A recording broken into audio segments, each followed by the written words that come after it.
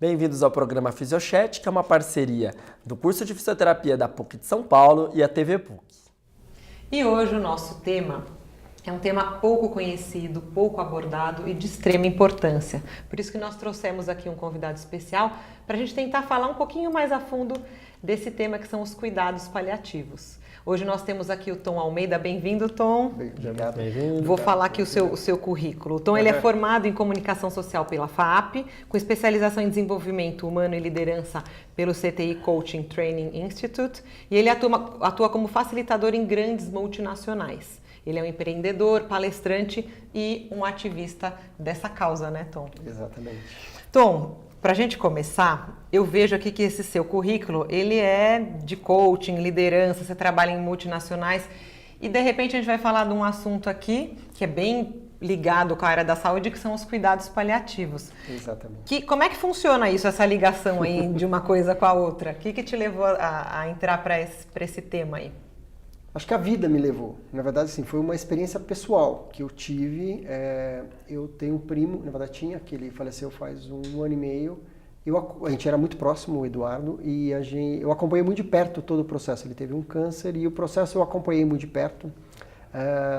Conversava muito com ele, estava disponível para conversar com ele e provocar conversas e tudo mais. E foi um processo de 3 anos e 3 meses, e sem cuidados paliativos. E cuidados, apesar dele ter passado pelos principais hospitais do Brasil, de São Paulo, hospitais particulares e tudo mais, nunca houve uma equipe que falou: precisamos trazer uma equipe de cuidados paliativos para cuidar e conversar com esse paciente. Isso não aconteceu. Eu que descobri, fui saber sobre cuidados paliativos através de outros contatos que eu fui investigando, daí eu comecei a buscar e levar até ele. Tanto é que ele estava internado num hospital, que eu brincava que ele era frequent flyer, que ele vivia nesse hospital. Durante 2 anos ele ficou muito tempo internado lá aqui em São Paulo. Tinha uma equipe da dor dentro desse hospital e nunca apresentaram essa equipe para ele. Eu que descobri e fiz um escarcéu e eles foram atender. Então na hora que entrou essa equipe da dor, no caso dele foi como tirar com a mão, assim, todo o sofrimento que ele estava tendo. Então por um lado foi espetacular, tipo, uau, tirou aquele sofrimento, tirou aquela dor. Por outro, para ele foi quase que uma traição. Então ele se sentia até traído, assim. Que bom, estou aliviado, mas ao mesmo tempo traído. Porque demorou tanto, Demorou né? tanto. Por que demorou tanto? Tanto é que ele tinha uma frase que ele deixou que era o seguinte: cuidados paliativos devia ser como câncer. Assim, na verdade, a frase que ele falava é o seguinte: tão importante quando você descobrir câncer logo no início, é importante que cuidados paliativos também entre logo no início. Então, eu descobrindo o efeito, o impacto que isso teve na vida dele e na morte dele, porque ele era um doente terminal, estava evoluindo para esse caminho, era sabido, e a gente foi conversando sobre isso. Mesmo nos últimos 3 meses, ajudou a ressignificar muita coisa. Ressignificou a vida dele. Então a gente teve muitas conversas. Ele teve mais qualidade de vida, pouco mesmo no final, ele conseguiu ter qualidade de vida e preparou ele para a morte dele. Então eu vi o quanto que é importante.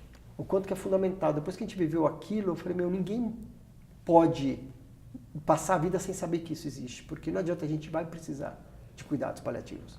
Seja individualmente, seja porque algum familiar, algum amigo nosso vai estar vivenciando uma doença grave, uma doença que ameaça a nossa vida.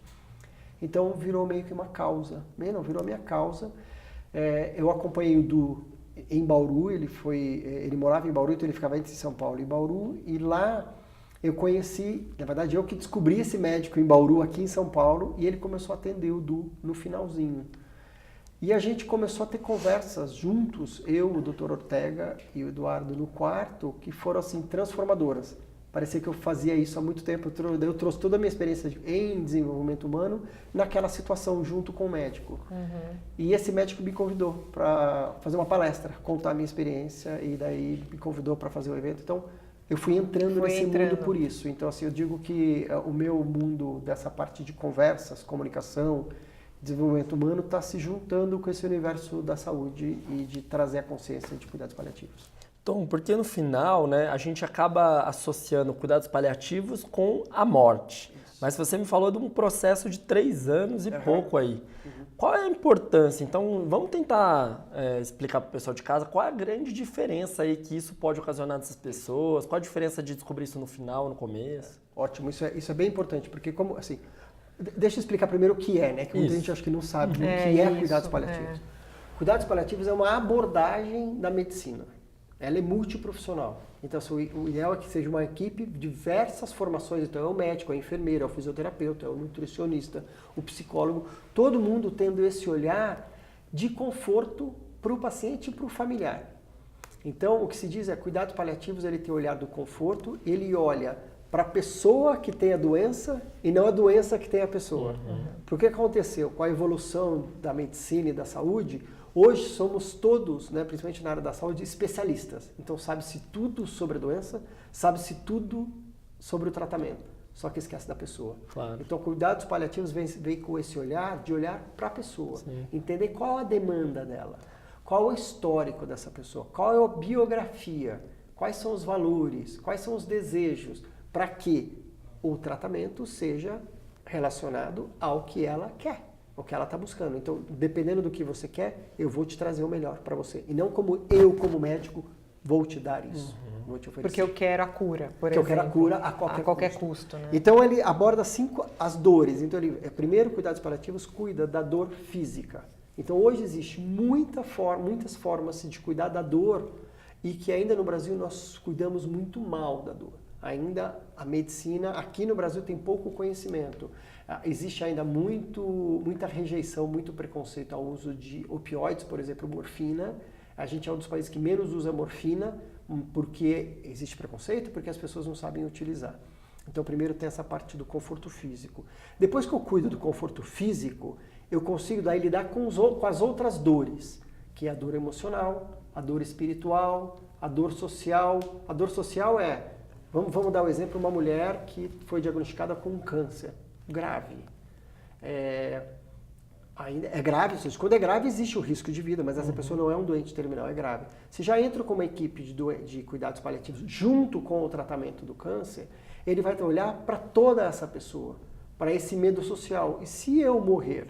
Como vai ficar meus filhos? Como é que... Isso é uma dor que interfere no tratamento. Claro. E se eu morrer, como é que vai ficar aquela dívida?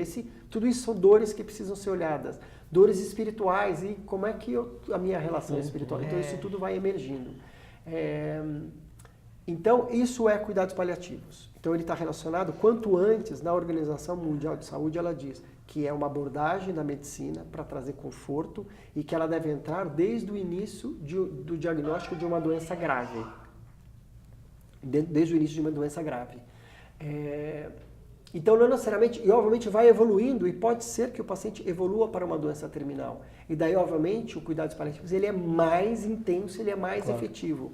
Então, ainda pouca gente conhece, e quem conhece, às vezes, relaciona a fim de vida. Não é. A gente precisa mudar isso. Está relacionado a pessoas que vão olhar para o paciente, para trazer conforto. Sim, é grave, é sério, então vamos olhar, cuidar de você como um todo. Eu falo, se a gente tivesse descoberto cuidados paliativos tivesse entrado na vida do Edu, do meu primo, logo no início, ele teria vivido mais, com mais conforto, com mais qualidade de vida. Sem não estou tantos dizendo medos. que ele estaria vivo, mas teria sido muito melhor, teria sido um processo melhor para ele e para todo mundo, para toda a família. Na volta, né? Exatamente. Então, por isso que é tão importante. Então, não necessariamente tem a ver com a morte. Não necessariamente tem a ver. Faz parte do processo. Pode ter. Pode finalizar. Pode finalizar. Ainda mais hoje no Brasil, porque também cuidados paliativos ainda está relacionado muito à morte. Porque existem poucos profissionais de saúde ainda. Então, daí o profissional de saúde vai ajudar naquele paciente que está em grande sofrimento. Então, entra cuidados paliativos que estão em grande sofrimento.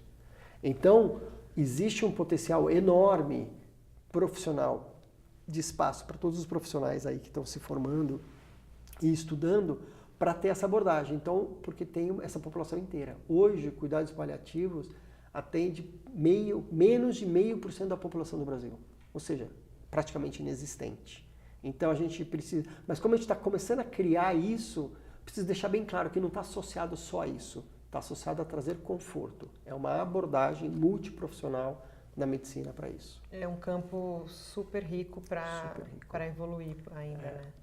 E uma coisa que, só desculpa te cortar, mas uma coisa que é bonita, também tem muito a ver com propósito. Tem a ver com um profissional de saúde que quando começa a estudar, quando vai buscar, ele fala, eu quero cuidar de pessoas. E daí quando ela começa a entrar no processo, começa a trabalhar, começa a estudar, não sei o quê, de uma certa forma vai perdendo, que vai entrando naquele dia a dia, naquela coisa, e naquela busca incansável da cura e tudo mais, isso se perde. E quando entra cuidados paliativos é meio que um reencontro com esse propósito, um resgate do propósito. Por que eu estou fazendo? Na verdade, eu estou aqui para cuidar. Eu não sei se eu não posso talvez curar, mas cuidar eu posso. Você sabe que eu falo uma coisa que não tem nada, na verdade é o oposto, né? A gente levava as nossas alunas nas maternidades públicas e elas não tinham acompanhante. E às vezes eu falava para elas, às vezes o que vocês fazem de chamar pelo nome e conversar e perceber que vocês estão preocupadas com aquela situação, naquele trabalho de parto, faz toda a diferença. Eu acho que é meio que um trabalho de morte, não é? Se a gente for fazer uma... É o invisível. Não, total. Na verdade, eu acho que agora já falando até da morte, que é o extremo, que seria né? o outro lado, o outro lado, para mim não, e eu tenho estudado bastante, a morte é tão importante quanto o nascimento. Ele é um processo. E as mulheres entram em trabalho de parto, assim como a gente entra em trabalho de morte. E o que vem acontecendo? Desde a evolução da medicina, que foi excelente, que a medicina evoluiu, salvou muitas vidas e tudo mais, mas chegou num ponto que a medicina e os profissionais começaram a acreditar que a gente consegue controlar tudo, que a gente tem tudo nas nossas mãos. Isso é mentira. Então isso tem causado muito sofrimento, que é o postergar a morte, que é uma pessoa, por exemplo, idosa, de colocar essa pessoa numa UTI já sem nenhuma chance, entubar, reanimar e postergar meses de uma situação que não tem mais o porquê. E daí eu já sedei essa pessoa, então ela também já não está consciente vivendo aquele processo. Sim. Se você pegar alguns países muito paupérrimos da África, assim, a morte para eles é algo comum. A gente perder um filho é algo inimaginável. E para eles é algo meio que certo. Pra gente era assim também, né? Era. Se a gente for pensar em todos os povos, a gente foi assim, mas isso se perdeu. A evolução da medicina... Porque eles, lógico, eles têm muito mais filhos, a qualidade da saúde é muito precária, mas a morte para eles está muito mais presente do que pra gente. Isso. O que acontece só que daí lá não tem o conforto, né? Que não, cuidados paliativos busca. De maneira nenhuma. É uma coisa bem pela condição social. Sim. Mas se relaciona melhor. Eles aceitam a morte como parte da vida. Acho que culturalmente, como no Japão, né, os orientais, tem um filme, acho que A Partida, que eu assisti, que é maravilhoso e mostra justamente como a maneira de encarar a morte também. E que eu acho que isso a gente precisava trabalhar aqui, né? A gente não pode falar de morte, dependendo do lugar que a gente vai, né? Na verdade, essa é uma das minhas bandeiras também. Que, na verdade, assim, o cuidados paliativos, né, que você perguntou, entrou por uma vivência, de eu ter vivido isso na pele com o meu primo, com a minha família, e vi que, nossa, isso é muito importante, e foi um chamado. E daí eu vi quanto que as conversas sobre a morte são fundamentais. Porque eu fui a pessoa que tive coragem de perguntar para o meu primo, falando, bom, e aí? Qual o seu medo de morrer? Vamos falar sobre isso. Vamos falar a verdade. Vamos falar. Eu falo que era um elefante que estava no meio da sala, todo mundo sabia, mas ninguém tinha coragem de abordar. Então ficava aquele desconforto. E esse desconforto para a pessoa que está vivendo isso, a gente fala assim, não vamos falar para poupar a pessoa, mas na verdade só causa mais sofrimento, porque aquela pessoa vai ficando cada vez mais isolada. E para todo mundo, porque cada um vai ficando isolado no seu canto, daí a pessoa vai no banheiro e chora sozinha, e a pessoa no seu quarto, no travesseiro, chora sozinha. Vai criando o isolamento. Então, quando eu consegui entrar, que é uma pergunta que é difícil de fazer, eu falo que é quase uma cirurgia. Como é que eu entro sem fazer um estrago, mas que ela abre a conversa? E a gente abriu essa conversa. Daí eu vi o quanto que é importante. E eu comecei a estudar e ver vários movimentos que estão acontecendo de promover conversas de forma natural.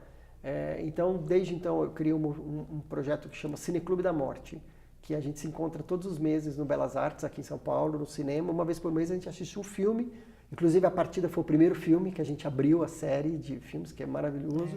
E daí a gente assiste o filme e depois, por 1h30, a gente conversa sobre isso. Sobre a morte. Tem a discussão sobre o tema que surgiu, porque sempre a gente escolhe um filme e sempre tem uma abordagem completamente diferente sobre o assunto. E quem se interessar, como é que faz? Na página do Belas Artes sempre existe a informação da agenda. Eu tenho uma página que se chama Cineclube da Morte no Facebook. Então no Cineclube da Morte a gente sempre anuncia os próximos filmes e as conversas. Recentemente eu lancei uma outra, porque também tinha uma demanda, era só aqui em São Paulo, no Belas Artes.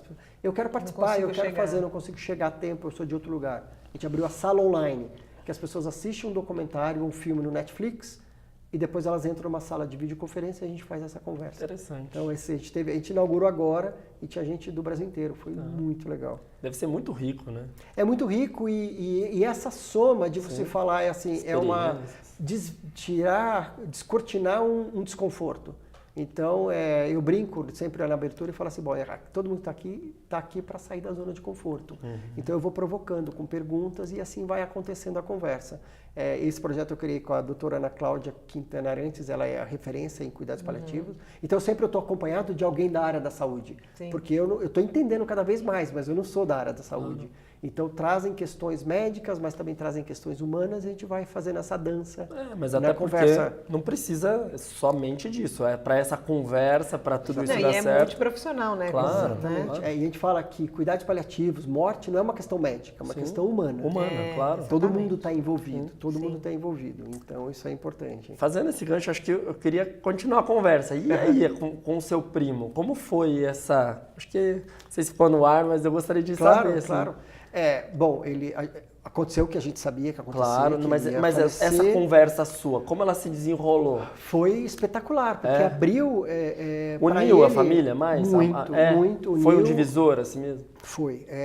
Inclusive foram surgindo pontos que precisavam ser fechados. Sabe aquela conversinha que precisava ser tida, um perdão, uma desculpa, um agradecimento, uma declaração? Isso tudo a gente foi fazendo dando importância para tudo isso. A primeira conversa, quando eu fiz essa pergunta para ele, qual o seu medo da morte, ele me falou que o maior medo dele era que ficassem prolongando a vida dele. Que ficassem, na hora que chegar eu estou entendendo que o meu corpo já não está aguentando, então eu não quero que me prolongue, por favor não deixe. Eu falei, você já conversou isso com a Pri, que é sua mulher? Ele falou, não, mas eu acho que ela sabe. Eu falei, Du, então, talvez ela não saiba, você tem que conversar. Ele foi conversar. Isso a gente conversando por telefone e por WhatsApp. Muitas das conversas a gente tinha por WhatsApp, telefone. Isso nunca é um problema. Sim. Aí eu não estou lá. Não é um problema. Você consegue, hoje em dia você consegue. E ele voltou e falou, Tom, ela não quis. Falou, isso não vai acontecer, não quis conversar. Ela não estava preparada. Eu falei, então é comigo mesmo, então me fala. E daí a gente foi conversando, ele me gravou um áudio falando, olha, o que eu não quero é isso. Ele usou esse áudio dizendo exatamente o que ele não queria. Ele falou, por favor, seja meu advogado, mostre essa gravação para Priscila, caso aconteça. Naquele momento, era um ato meio heróico meu, assim, de falar, tá bom, eu vou garantir. Eu sei que eu, como primo, eu não poderia ir no hospital fazer nada, mas eu poderia usar para a esposa dele. Mas daí a gente descobriu que hoje existe um documento que chama Testamento Vital, que é um documento que todo mundo pode já ter a respeito dos seus desejos, né? São diretivas antecipadas sobre o que eu desejo, o que eu quero. O que eu não quero. O que eu não quero. É legal fazer isso junto com o médico, mas ir conversando com as pessoas. O documento é importante, mas mais importante do que ele são as conversas, porque isso também facilita muito a decisão dos outros, porque senão sobra para mim a bucha de decidir sobre a tua vida, entendeu? Então é compartilhar. Teve um momento que ele ia ser sedado, daí a Priscila me ligou, foi antes até, ela me ligou e falou, Tom, eu acho que chegou o momento que ele começou a ter algumas alucinações, eu acho que chegou a hora, não sei o que. Eu falei, calma, Pri, está escrito no documento, vamos ver o que ele tinha nos dito para fazer.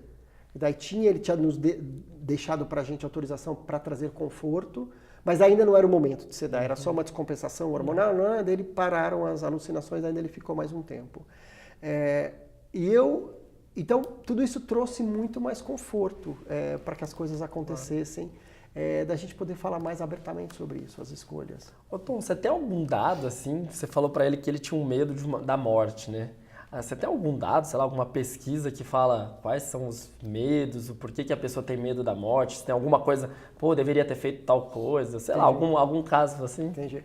No caso dele, ele não falou que ele tinha medo da morte, ele tinha medo do processo de morrer, do sofrimento e tudo mais. Mas no geral, assim, da população. Eu não tenho esses dados. Mas o que as pessoas menos querem? Ou que elas se arrependem de não ter feito? Primeiro tem sofrimento, eu não quero sofrer, eu não quero ter dor, eu não quero ter dor. No geral, assim, eu não quero ser um fardo, eu não quero dar problema, não quero dar trabalho. Daí eu falo, iremos dar trabalho. Então isso é um dos temas, e daí eu quero contar sobre a jornada, que é o cuidados paliativos que a gente vai fazer. Um dos temas é o ser cuidado também. Porque também, como nós estamos passando por essa transformação social do envelhecimento global, a gente está envelhecendo, nós vamos dar trabalho. Seremos idosos que seremos mais saudáveis, mas vai chegar um momento que sim, a gente vai ter que cuidar da gente. Como quando a gente nasce, precisa alguém cuidar da gente. Então é um trabalho que a gente tem que começar a fazer de preparação emocional, tanto dos vínculos e as relações, quanto a gente está aberto para o ser cuidado. Porque não adianta falar assim, eu não quero ser um fardo. Isso não vai te servir. Porque vai chegar um momento que vai ser. Então eu preciso começar a trabalhar assim, como eu deixo esse sentimento de não ser um fardo. Como é que eu transformo isso em aceitação? Né?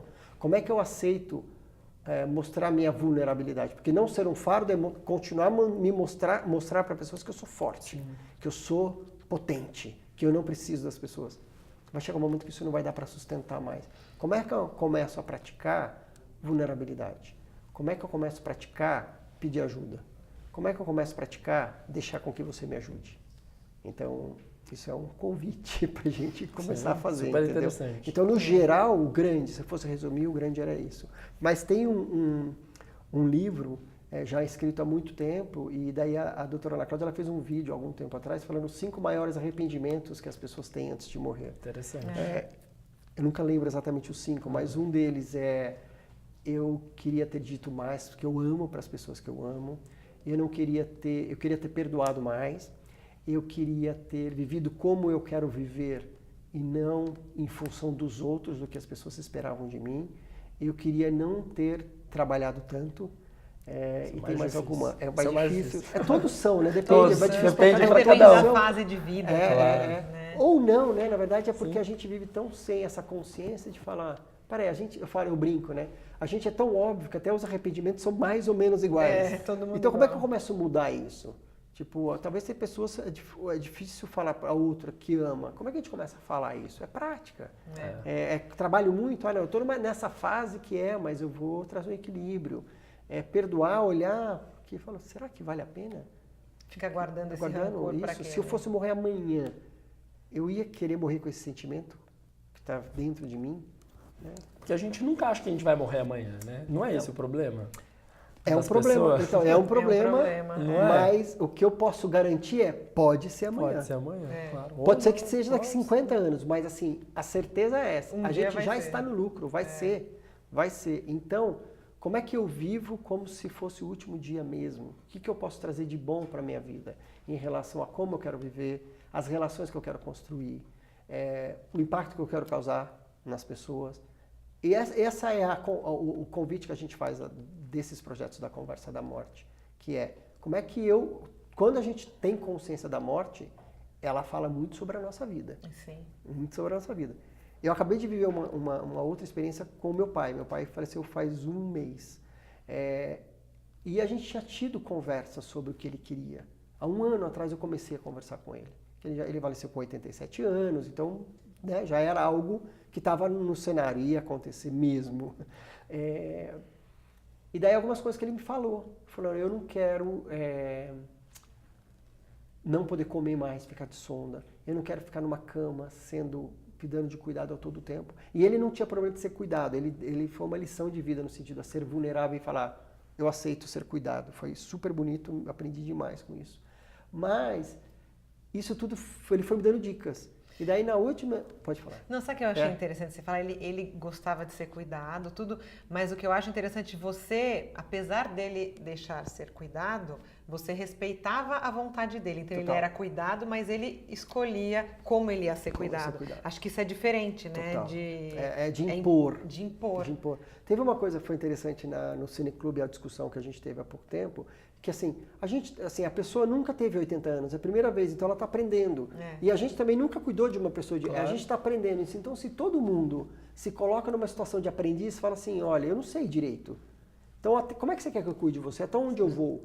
Porque o que acontece hoje nos idosos, acho que você e na outra conversa vocês tiveram sobre envelhecimento, é isso. A gente quer impor para os nossos pais e para o mais velho como cuidar. Verdade. E é uma coisa a quatro mãos, Eu tem que acho ouvir o outro. Acho que isso é uma boa lição pro profissional da saúde, Total. porque a gente precisa ter uma grande humildade para falar, ó, estou aprendendo com o meu paciente. Exatamente. A te ouvir e ver quais são as suas vontades e não só o que a ciência me diz ou o que eu aprendi que eu devo fazer com você.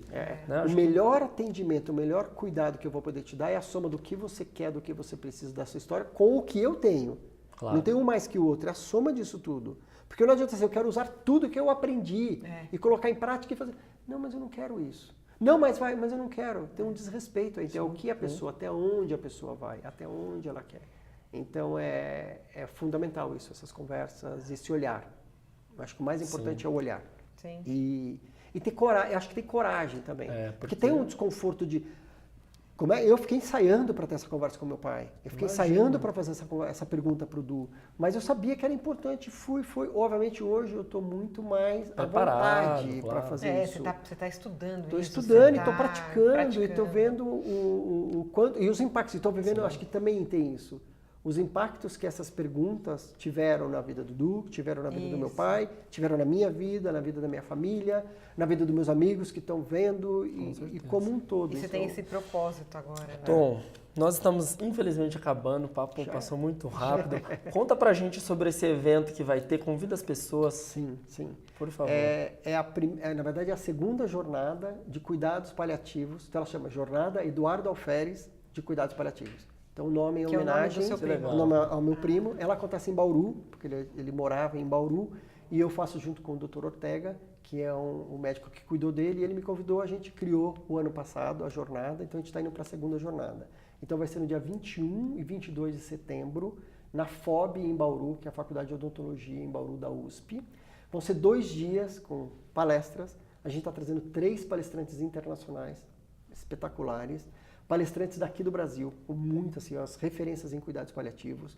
A gente vai ter diversos workshops, vivências, tem toda a parte técnica de cuidados paliativos e também toda a parte humana, que eu trago toda a parte também de conversas, de escuta, comunicação compassiva. Então é todo um evento que é bem interessante. Então a gente tem, se procurar Jornada Cuidados Paliativos no Facebook, tem lá os dados para inscrição. A gente também vai colocar os contatos aqui embaixo. Legal, Isso, ótimo. maravilha. Daí tem para inscrição e tudo mais, vai ser um espetáculo. Obrigada, viu, Tom, pela sua participação. Muito obrigado. Obrigado, pessoal. Continue nos acompanhando aí nas nossas mídias sociais, no Facebook, no Instagram e até a próxima.